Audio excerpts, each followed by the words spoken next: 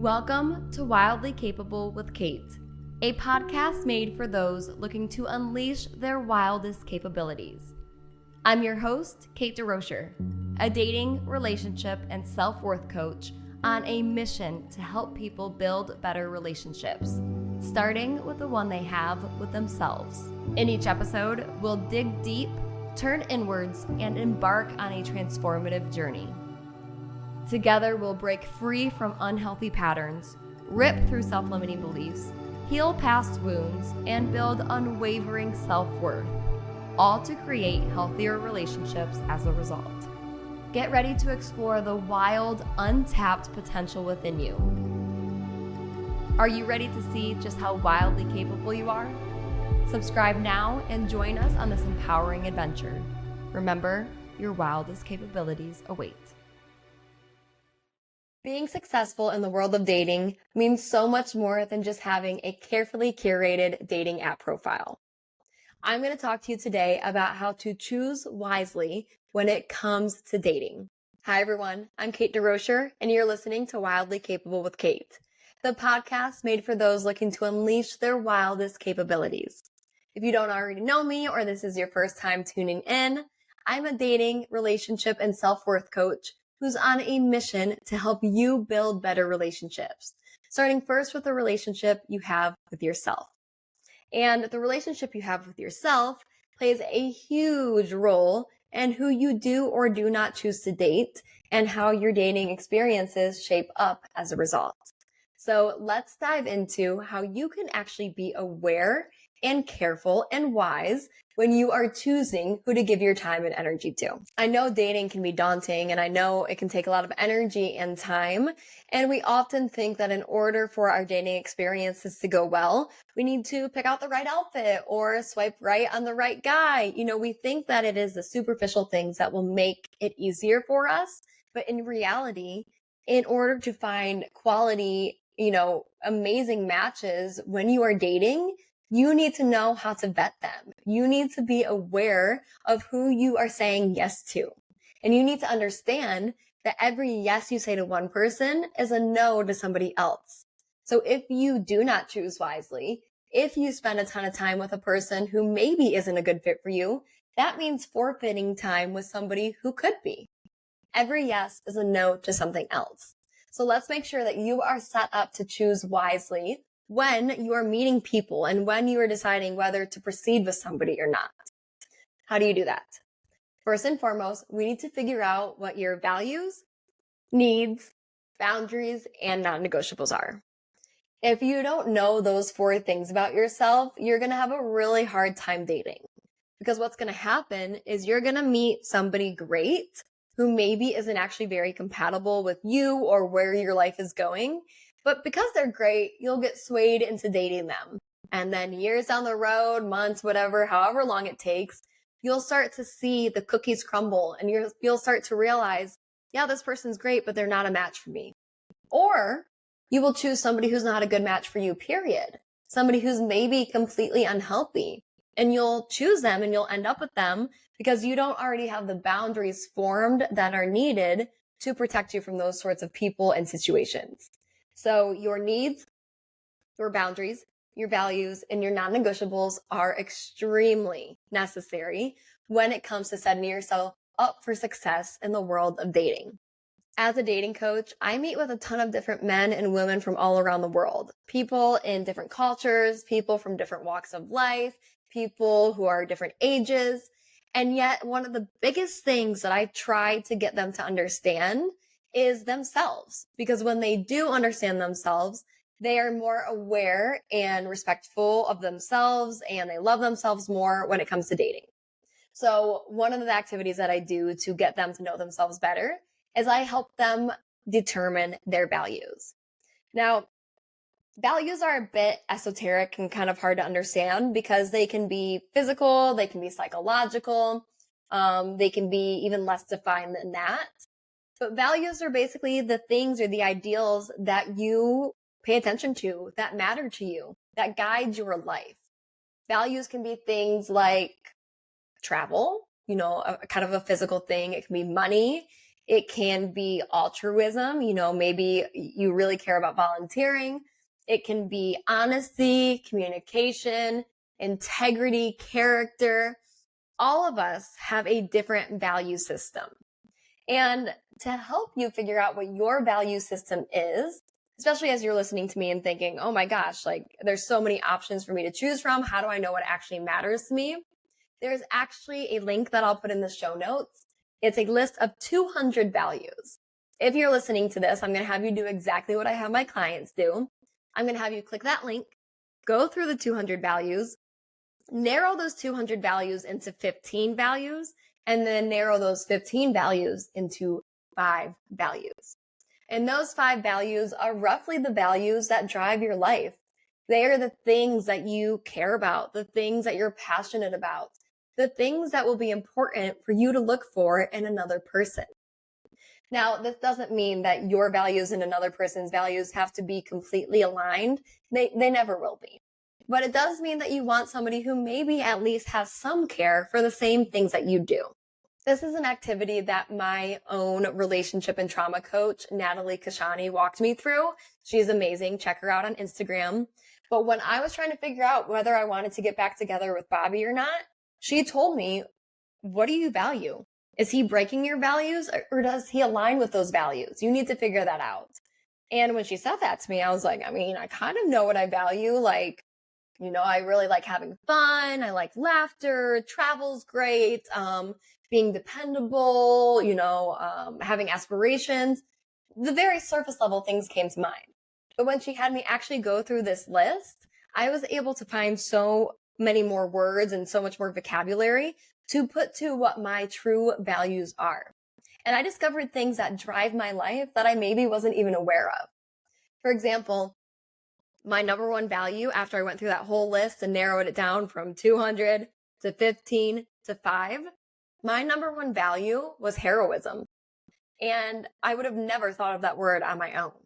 But the reason heroism is so important to me is because I've grown up kind of being in a protector role. I'm the older sister. I had to defend myself a lot growing up with difficult family experiences or bad relationships or being bullied by girls in school. I had to learn how to be the hero in my own story. And it makes so much sense because now I'm a coach who's showing up and helping other people heal their relationships and build better lives for them too. So heroism has been a value that has driven my life and eventually led to me creating the career that I have. If I'm with somebody who doesn't understand that concept or who thinks it's silly, that person isn't going to be a match for me. On the other hand, I found somebody, my partner Bobby, who really understands that and who really applauds that in me. He sees the driving forces behind why I do what I do, heroism being one of them. So when I discovered that value and I saw that Bobby aligned with it, not only did I better understand that I'm choosing a healthy partner for me, but I understood myself more in the process. So go through that list and let yourself be surprised. Heroism definitely surprised me. What Natalie had me do when I was reading that list is I went through each word. It's literally a list of so many words, 200 words. I went through each one and I would kind of sit with the word to see how it felt when I read it and when I said it out loud. And there were some words that I really felt something with, like heroism. And there were other words I was like, that word doesn't really mean much to me. So that wasn't really one of my driving values. And a list of 5 is pretty small. There's definitely more values that we care about and that shape who we are. But let's narrow down just what your 5 are. So that way, when you're dating, you can pay attention to the other person's words, actions, and behaviors to see if you think that their values may be at least similar to yours. Choosing somebody whose values are close to yours is so important in creating a healthy and lasting relationship. If you have completely mismatched values, when it comes down to the hard decisions in life, when it comes down to determining the direction of your future and of your relationship, those values are what's going to matter. So you want to find somebody who's somewhat close to those. Doesn't have to be perfect, but it is something to pay attention to. Next up, in order to learn how to choose wisely when it comes to dating, I want you to figure out what your needs are. When we date, we so often don't know what our needs are, or we push them to the back burner because we're caring more for the other person's needs, or we're afraid that if we share our needs, they're going to be rejected or seen as too much. And we end up losing ourselves, and we end up 6 months, a year, 10 years down the line, feeling completely unfulfilled and unsatisfied in our relationships because our needs aren't being met. Needs can be things like the need for very clear communication. Perhaps in the past, you had somebody who gave you the silent treatment, stonewalled you, maybe a parent or caregiver who wasn't very good with their words. So communication is something that you really value. Another need could be reassurance. Maybe you were cheated on in the past. Maybe you had somebody who was always looking at other men or women while you were with them. So your need for reassurance to feel safe in a relationship was developed out of that. And that's more than okay. It's totally possible to find a partner who communicates well, who reassures you, who meets every single one of your other needs. But in order to find somebody who meets those needs, you need to know what they are within yourself first and foremost. So spend time reflecting and looking inwards to see what you've noticed in past relationships or friendships that have made you feel safer and better and more whole and more healed and healthier in those relationships. Pay attention to what those things are because those are your needs. And then once you figure out what they are, don't hide them. Don't shy away from them. Don't think that they're too much or they're too clingy or nobody will ever want to meet them. It's absolutely not true.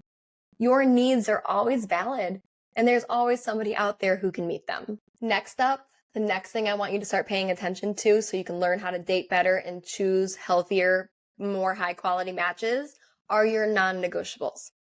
So non-negotiables are basically the things in relationships that we know we absolutely 100% without a question in our mind need to have in order for that person to work with us, in order for that relationship to last.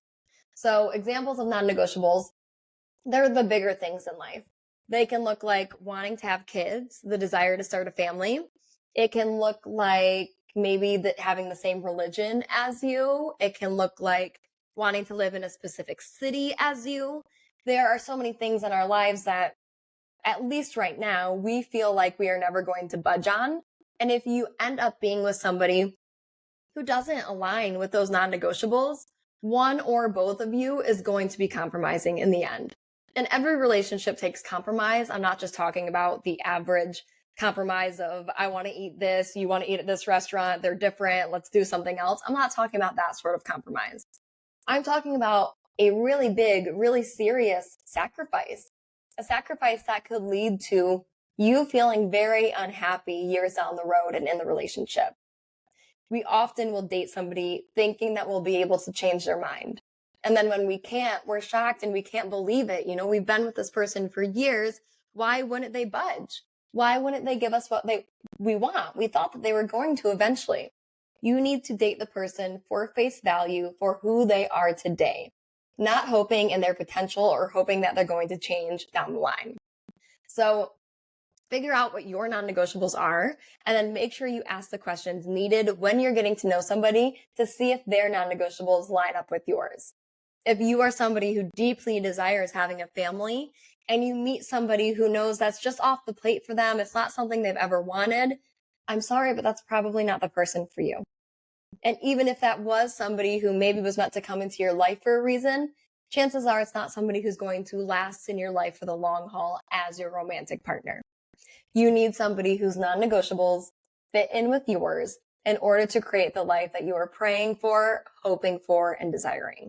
So figure out your non-negotiables now before it is too late. And last but definitely not least is boundaries.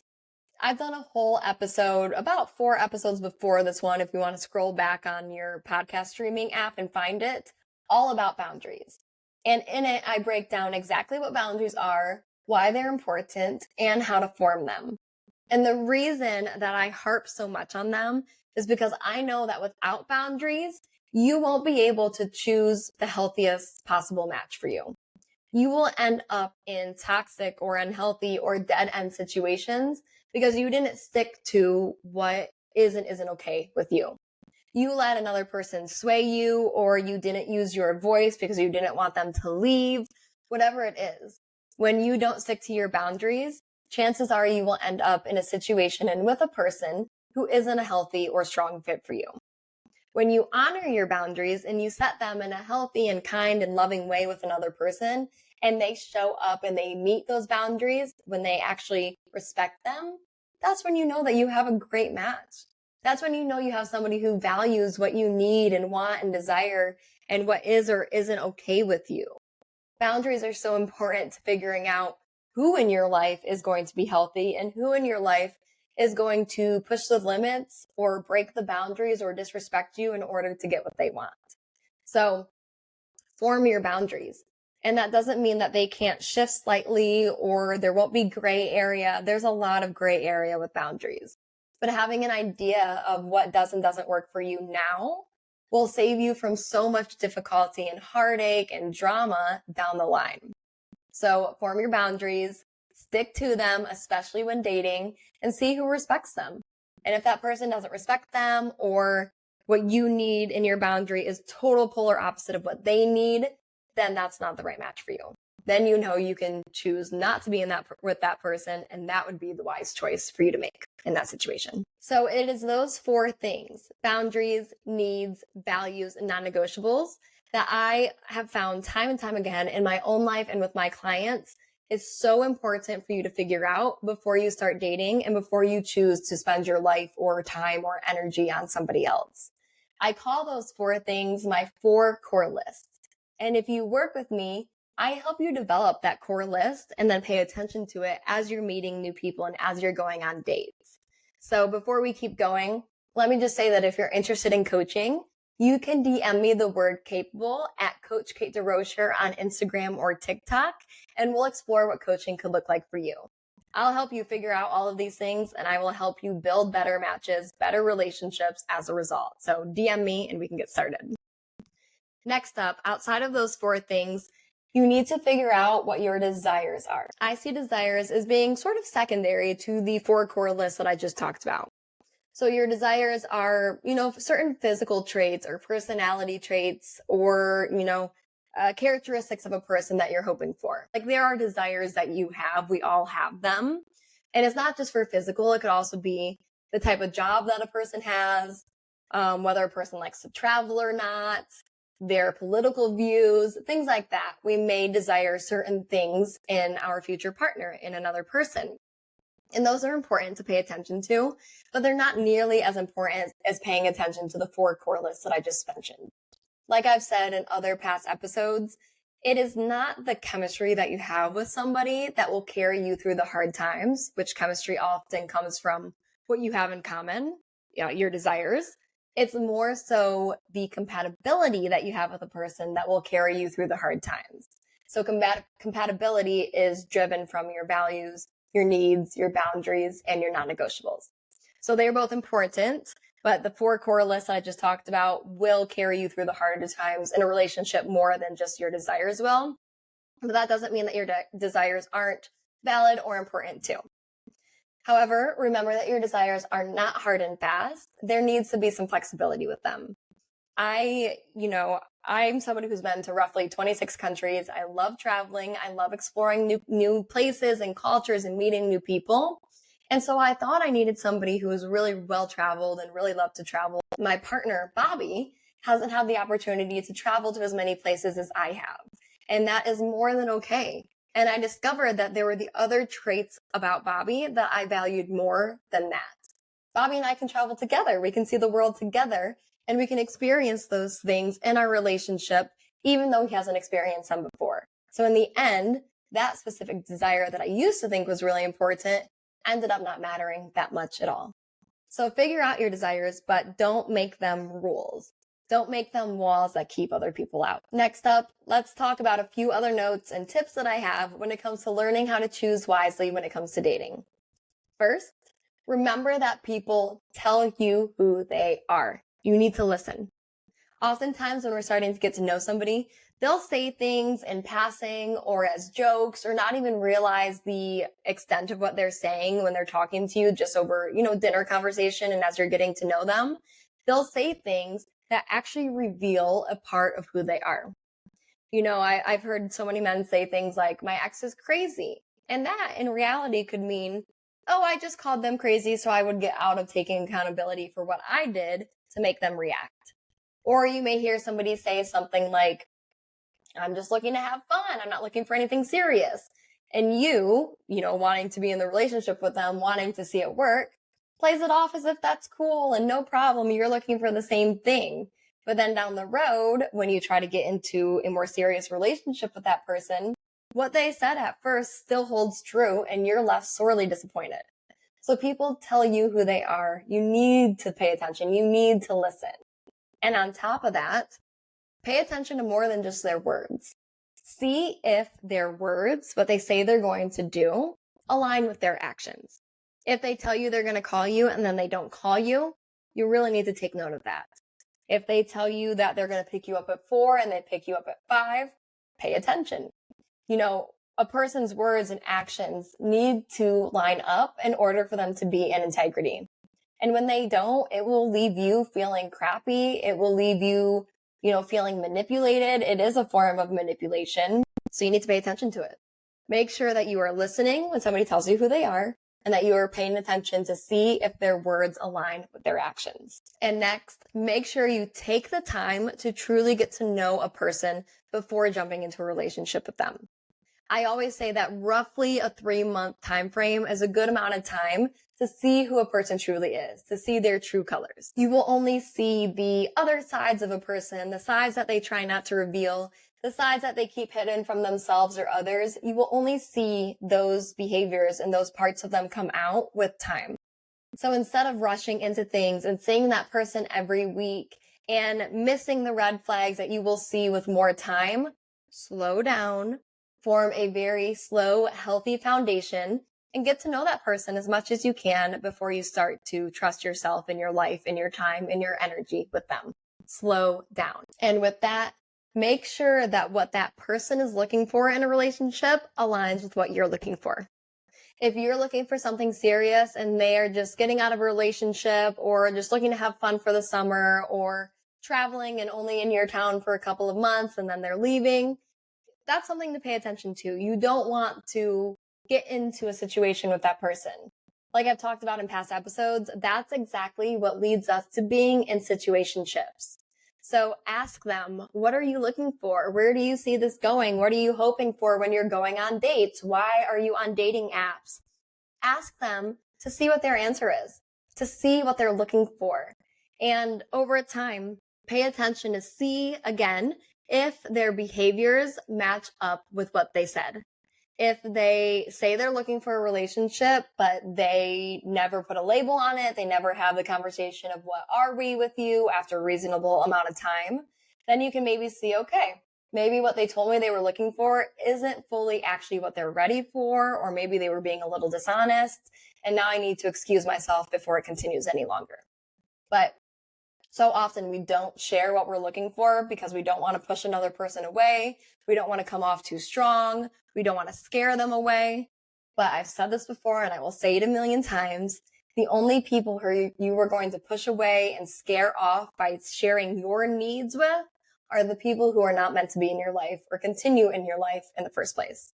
So share what you're looking for, ask them what they're looking for, and don't see it as something scary. See that conversation as a way to weed through anybody who's not meant to make it with you in the long haul. Remember, someone who is secure in themselves takes things slow.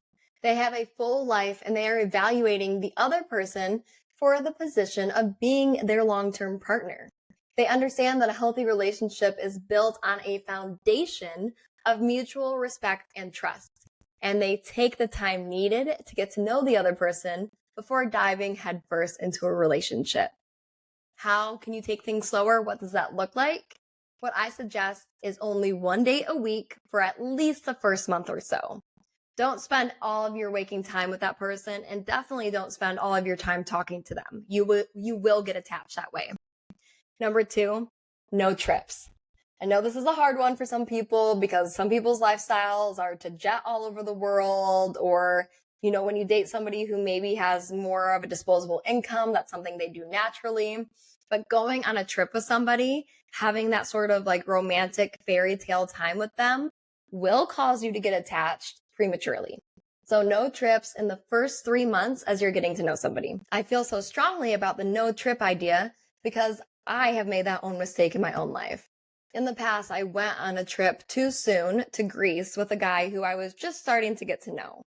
And doing that, going to such a romantic, beautiful place with him, caused me to see him in a different light, caused me to romanticize him and the relationship. And then once I realized with time that he was very unhealthy, very emotionally manipulative, very damaging to my mental well-being and my mental health, it was too late for me to be able to detach easily and quickly. I had become so attached to him for many reasons, one of them being that trip, and I wasn't able to break away and break free in the way that I could have had I built a slower, healthier foundation.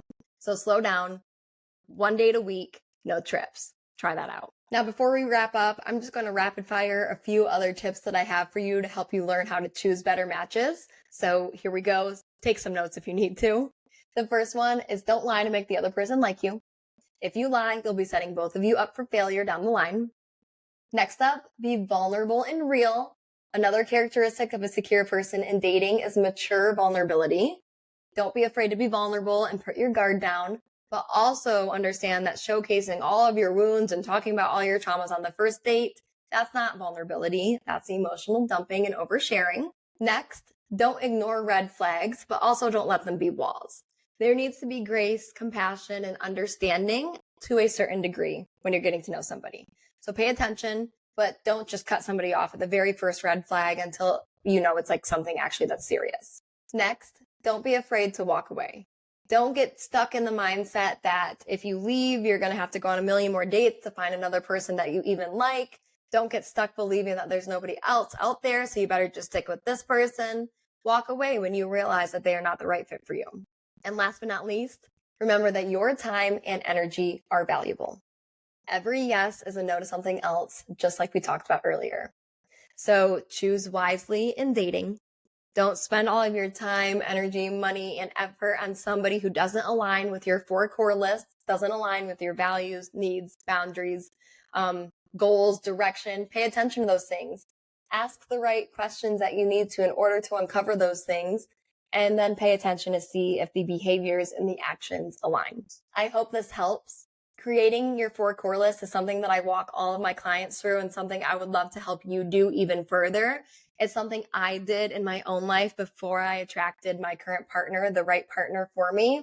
And I fully believe that had I not become aware of and paid attention to those things, I would still be going down the road of dating the wrong guys for me. I would still be attracting low quality, emotionally unavailable, unhealthy men, and I wouldn't be in the healthy, fulfilling relationship that I am in today. So if you are looking for help in breaking that cycle, or you want to learn how to choose more wisely when it comes to dating, DM me the word capable at Coach Kate DeRocher on Instagram or TikTok, and we'll set up a time to talk about what coaching could look like for you. I'm here to help you figure all this out and build really beautiful, lasting relationships as a result. Thank you guys so much for tuning in. If you enjoyed this episode, please leave me a comment. Follow me on Instagram or TikTok to let me know your thoughts. Subscribe, like, rate, review the podcast, all of the things. Please give your feedback. Please share it with friends. It helps more than you can imagine. Thank you so much for tuning in. I can't wait to see you guys here next time on Wildly Capable with Kate.